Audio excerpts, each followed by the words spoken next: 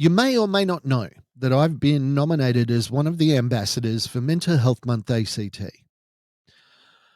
I've been surprised that the question that people keep asking me is, how do I get somebody to get help? I think the first step is about getting them to admit that they need help. It can be complicated. Well, obviously, if you're looking into this, you know it's complicated. You've got a bloke, he won't get help, he won't try to get better, and things just keep getting worse and worse and worse. So, what do? We're going to talk about that on today's STP. Welcome to Shattered the Podcast, sharing the lived experience of mental illness on A father, a mother. a family. Let's go. Let's go. Let's go. Let's go.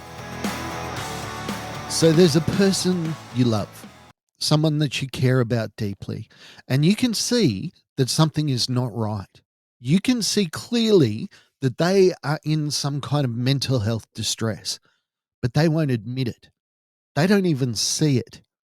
How do I get them to get help? It's a hard and difficult question, and I want to give you 3 suggestions today so that you can try to understand from a male's perspective what is going through their head. Okay, so let's set the stage. It's somebody that you love. Clearly, they are struggling with something. And it doesn't have to be a full-blown mental illness. It can just be struggling. You know, maybe they're a bit sad. Maybe they're a bit quiet. Maybe they're going out and drinking a little bit too much on the weekend. Maybe their binge drinking is getting a little bit out of control. Maybe they're getting angry. There's a plethora of signs that will manifest in ways that let you know, looking in, that something is very, very wrong. How do you talk to this person? How do you get them to the point where they will admit that they need help? Because most people, not just men, are not going to accept help if it's forced on them, particularly Australian men. If somebody comes up, I'm helping you, and you have no choice about it, Australian men are just pretty much basically going to say, nah, it's not going to happen, in very forceful ways. So what you need to do is you need to get that person to the point where they can admit that there is something wrong, which is probably the biggest hurdle.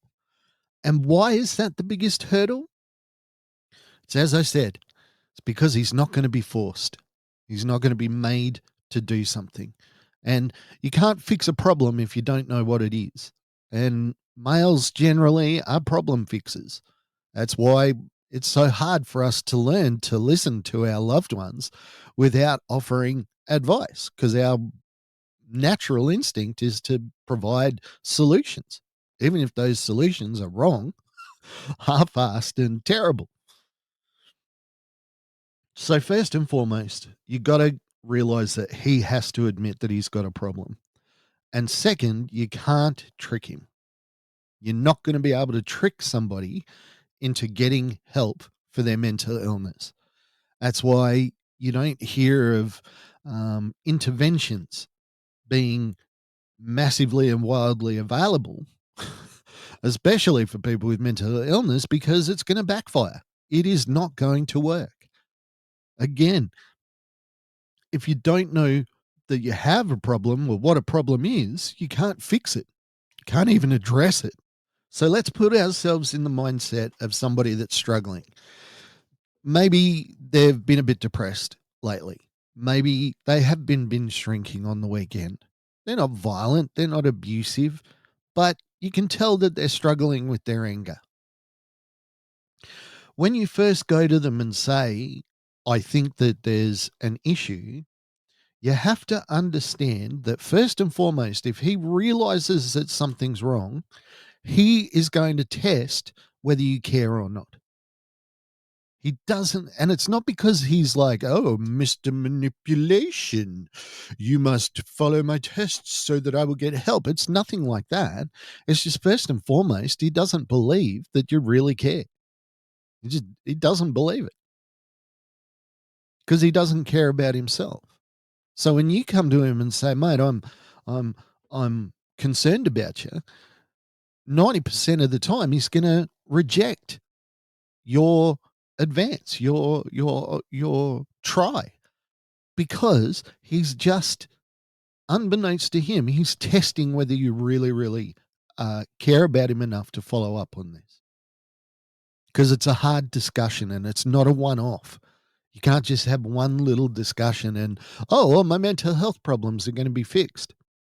And even unconsciously, I think that people that are struggling with mental illness understand that something is wrong, even if it's on a gut level, even if they are trying their best to hide it and disguise it, which is what they are doing when they're binge drinking, when they're getting angry, when they're disappearing. They're trying to hide it, and they think they're doing a good job of it. They think that you don't notice because they're doing such an incredible job of hiding the fact that they have mental health concerns. So that's your first hurdle. He doesn't believe that, first off, that he's got a problem, and second off, he doesn't believe that you really want to help him.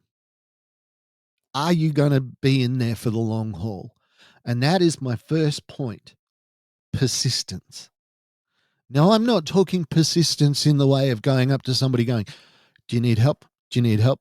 Do you need help? Do you need help? Do you need help? Do you need help? Do you need help? I mean, that's just going to drive anybody crazy. Persistence in that, mate, I think there's something wrong. No, it's all fine. It's all good. Don't worry about it. Mate, I'm really concerned about you. I don't want to talk about it anymore. Fine. No problem. Come back to them the next day. And again, choose your moment. While he's sitting there drinking beers with his mates watching the cricket or the baseball or whatever he watches, he's not going to open up. He's going to think you're nuts. What are you doing? Why are you coming at me like that while I'm with my mates? Choose your moment. Don't choose a moment of high emotion when you're in the middle of a fight or an argument, when you're lost trying to get somewhere. It's not the time to bring it up. Maybe it's when you're just having dinner. It's just, mate, I'd really like to revisit that conversation yesterday. I am really concerned about you. I told you I don't want to talk about it. Okay, no problem. But if you want to talk, I'm here. It's availability. It's persistence. It's that idea that I am not going to forget about you. It might be that the person is distancing themselves and you don't have that opportunity. Just calling them up, inviting them for coffee once a week. Mate, love to get together for coffee with you. Go there, chat about everything under the sun, and just drop in a, mate, I'm worried about you. I'm really worried about you. That persistence, that gentle and kind persistence, that loving persistence, that thought that I care so much about you that I'm not going to let you avoid me. And I'm going to be with you no matter what. And that comes to our second point: no judgment. Whew. He is getting ready for you to tell him that he's terrible. He is getting ready for you to tell him that he is a problem. He is waiting for you to drop the hammer. He is waiting for you to go, you are the worst. You're horrible. You need to get help for your mental health, and you're an idiot if you don't. That's what he's waiting for. But if you can come to him without judgment, or her, or they, or them, if you can come to him without judgment, if you can keep coming up to them with that gentle, that loving persistence, and that, mate, I'm not saying that you've done anything wrong, and I'm not saying that you're weak. I'm just saying I'm concerned about you. That non-judgmental aspect is bigger than you can imagine, because when you know that you have when you're struggling with mental health issues, you are already in the mindset that you are about to fail. Or if you're not about to fail, you've already failed. This overwhelming sense of failure is shrouding them.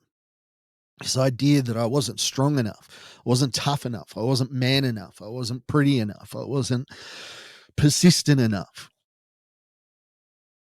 They are just waiting for you to tell them how terrible they are. If you can come to them, as I said, with that loving persistence, and it's going to sound weird, but after a footy game, you're in the parking lot. Mate, I'm worried about you. Oh, I'm all right, mate. I'm all right. Cool. All right. Talk to you later.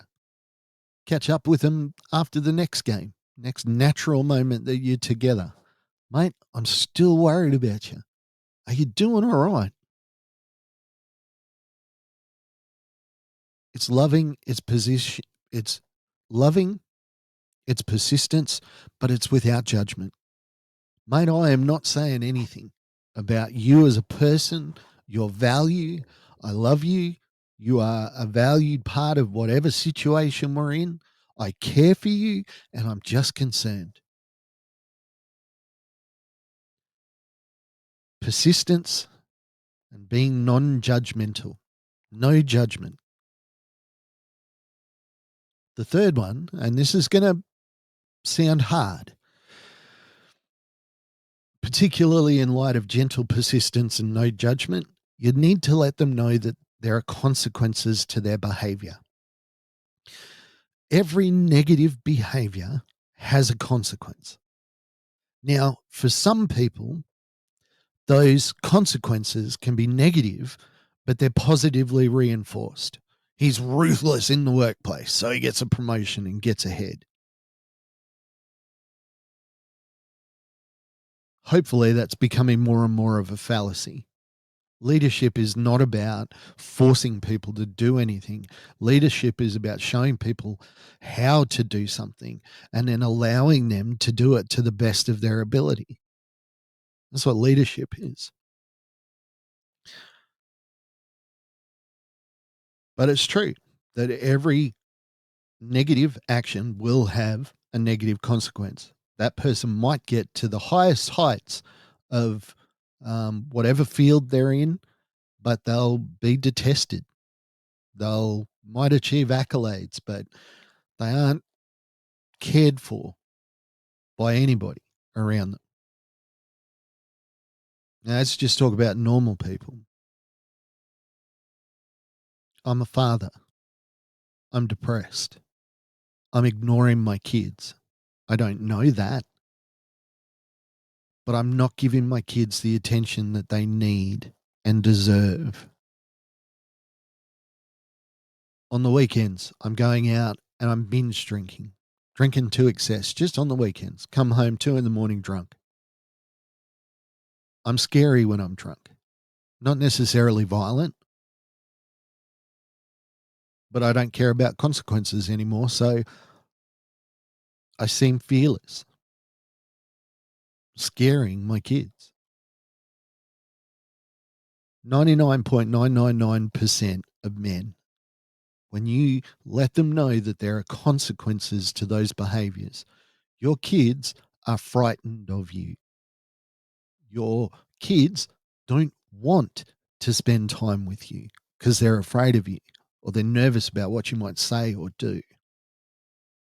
It's about letting them know the consequences in a gentle way, in a non judgmental way.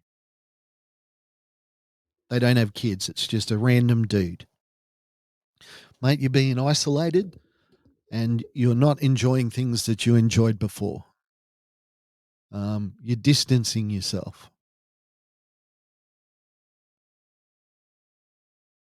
You're drinking too much. You don't have money to pay the rent. Whatever it is, they need to know the consequence. They need to know that their behaviors are hurting people outside themselves. And it's a fine tightrope to walk because it's easy to confuse consequences with judgments. This idea that I've done something bad and there are consequences, but I'm not judging you for it. It isn't the entirety of who you are. Very, very fine line to walk. You have done something wrong, and this is the consequence. But I don't feel you are not less than because of that incident.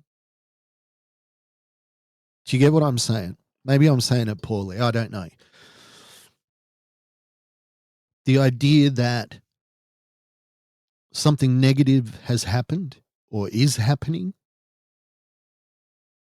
but I'm not angry about it. I might be disappointed. You've let me down. You embarrassed yourself at a party. You drank too much because your binge drinking's out of control. You missed work because you took too many antidepressants the night before. You took a couple more than you should have.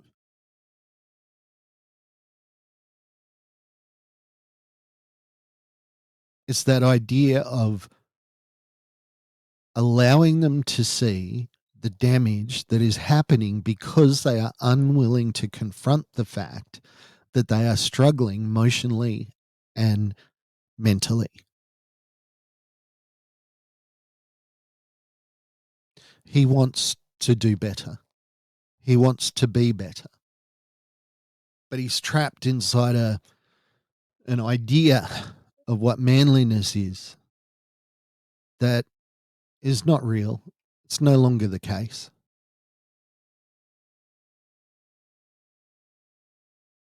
I don't know if you've checked it out, but I'd love you to check out the video that I did for Mental Health Month ACT.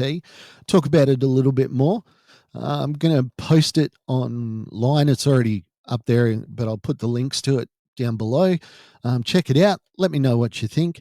Let me know how you thought my advice went today. Did I go far enough? Did I not go far enough? Very interested to get your thoughts. Don't forget, there's a lot of events online for Mental Health Month ACT. I'll put all the links below. Thank you very much for listening to STP. I do hope you have a great week, and I will talk to you again soon. Bye for now. Thank you for listening to Shattered the podcast. I'd like to thank our producer, Meredith Brosnan, our executive producer, Torian Lau, and the band Adelaide for allowing us to use their song as our theme. Go to shatteredthepodcast.com for more information.